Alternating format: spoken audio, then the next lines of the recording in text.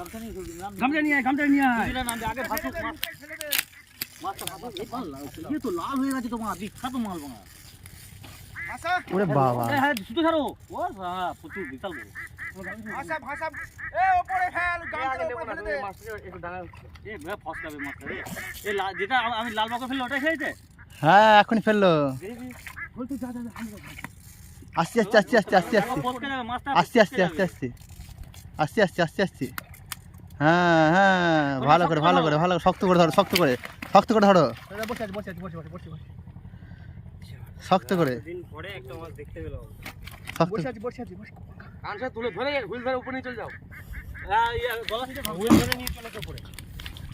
মানে ফেলিচার খেয়েছে এই মাছটা আপাল মারলো। হ্যাঁ হ্যাঁ এইটাই মেরে কপাল মার। ছিলাম ছেড়ো না, এ সাউন্ড ভাই, এ গড়ছে তো।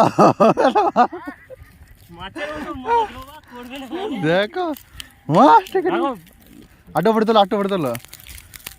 হ্যাঁ আলাম লাল বাকর মানে লাল মতনই খেয়েছে। ছেড়ে দাও এবার, যাই করুক এবার করুক, লড়ুক। হ্যাঁ ঠিক আছে, লালু ভাইকে তো আমি পারি না ধরতে। সেটা